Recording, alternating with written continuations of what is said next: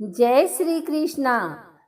आज शनिवार के दिन आइए सुनते हैं सुंदर कांड की यह कथा। फूले हुए वृक्षों से सुशोभित उस वन की शोभा देखते और विदेह नंदिनी का अनुसंधान करते हुए हनुमान जी की वह सारी रात प्रायः व्यतीत हो चली। रात्रि जब मात्र एक प्रहर बाकी रही तो रात के उस पिछले प्रहर में छहों अंगों सहित संपूर्ण वेदों के विद्यमान तथा श्रेष्ठ यज्ञों द्वारा यजन करने वाले ब्रह्म राक्षसों के घर में वेद पाठ की ध्वनि होने लगी, जिसे हनुमान जी ने सुना। तदंतर मंगल वाद्यों तथा श्रवण सुखद शब्दों द्वारा महाबाहु दशमुख रावण को जगाया गया। जागने पर महाभागी एवं प्रतापी राक्षस राज रावण ने सबसे पहले विदेह नंदिनी सीता का चिंतन किया। सीता के प्रति आसक्त एवं काम से प्रेरित रावण ने सब प्रकार के आभूषण धारण कर तथा परम उत्तम शोभा से संपन्न हो अशोक वाटिका में प्रवेश किया।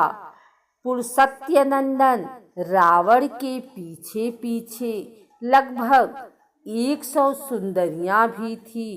काम के अधीन एवं मन में सीता की आस लगाए मंद गति से आगे बढ़ता रावण अद्भुत शोभा पा रहा था।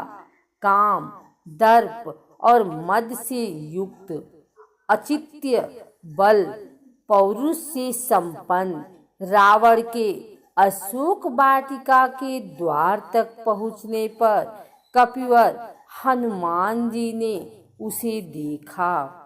यद्यपि मतिमान हनुमान जी अत्यंत उग्र तेजस्वी थे, तथापि रावण के तेज से तिरस्कृत से होकर सघन पत्तों में घुसकर छिप गए।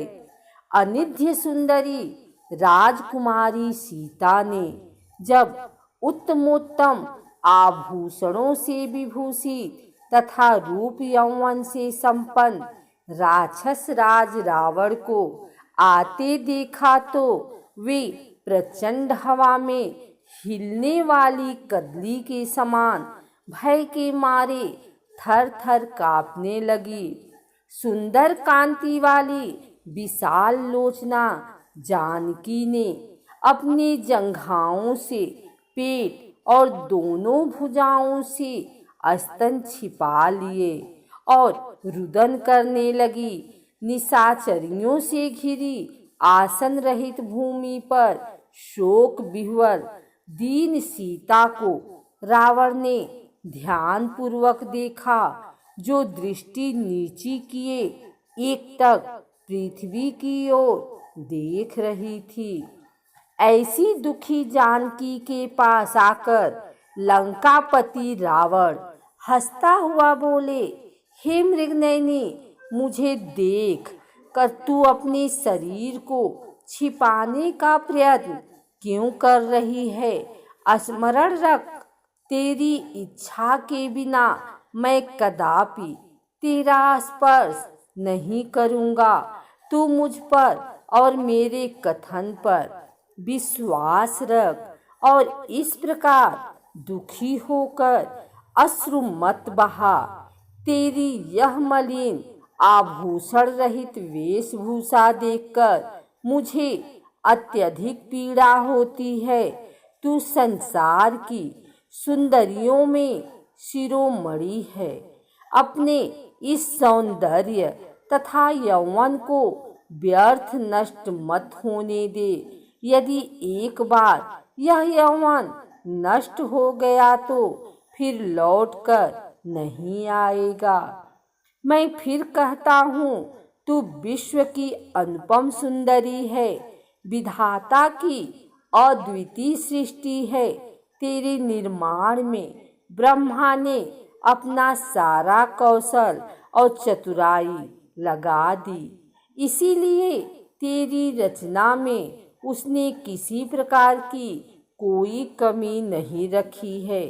तेरे किस किस अंग की मैं सराहना करूं? जिस अंग पर दृष्टि पड़ती है उसी पर अटक कर रह जाती है। मैं तुझे पूरे हृदय से अपनाना चाहता हूँ। मैं तेरे प्रत्येक अंग का रसास्वादन करना चाहता हूँ। इसीलिए तुझसे कहता हूँ, तुम राम का मोह छोड़ दे। मैं तुझे अपनी पटरानी बनाऊंगा। मेरी सब रानियां तेरी चरणों की दासी बनेंगी। मैं भी तेरा दास बनकर रहूंगा। अपने भुज बल से अर्जित संपूर्ण संपत्ति तेरे चरणों में अर्पित कर दूंगा। जीते हुए समस्त राज्य तेरे पिता जनक को दे दूंगा। तू वास्तव में इतनी सुंदर है कि तुझे देखकर तो तुझे बनाने वाला स्वयं विधाता काम बस हो जाएगा। मेरी तो बात ही क्या है, इसलिए तू मेरी बात स्वीकार कर ले। राम से भयभीत होने की आवश्यकता कोई नहीं है। संसार में कोई भी मुझसे लोहा नहीं ले सकता। चल उठकर खड़ी हो जा और सुंदर वस्त्राभूषण धारण करके मेरे साथ रमण कर। हे कल्याणी, चलकर तू मेरे ऐश्वर्य को देख और उस कंगाल वनवासी को भूल जा। तू ही सोच, राम के पास न राज्य है, न धन है, न कोई दास है, न सेना है और न कोई साधन है। फिर यह भी क्या पता है कि वह अभी जीता है या मर गया। यदि जीवित भी हो तो न तो उसके पास पहुंच सकती है और न वह स्वयं ही यहाँ आ सकता है। अतएव चिंता का परित्याग करके निश्चिंत होकर मेरे साथ रमण कर। रावण के नीच वचनों को सुनकर मध्य में दृढ़ रखकर जानकी बोली, हे लंकेश, तुम्हारे जैसे विद्वान के लिए यह उचित होगा कि तुम अपनी मर्यादाओं का उल्लंघन न करो और मुझसे अपना मन हटाकर अपनी रानियों से प्रेम करो। स्मरण रखो, पापी और नीच भावना रखने वाले पुरुषों को अपने उद्देश्य में कभी सफलता नहीं मिलती। मैं उत्तम कुल में जन्म लेने वाली पतिपरायणा पत्नी हूँ। तुम मुझे मेरे सतीत्व से कदापि विचलित नहीं कर सकते। अपने प्राण रहते मैं तुम्हारी नीचता से परिपूर्ण प्रस्ताव को किसी भी दशा में स्वीकार नहीं कर सकती। यदि तुम में तनिक भी न्याय बुद्धि होती तो तुम अन्य स्त्रियों के धर्म की उसी प्रकार रक्षा करते जिस प्रकार अपनी रानियों के सतीत्व की करते हो।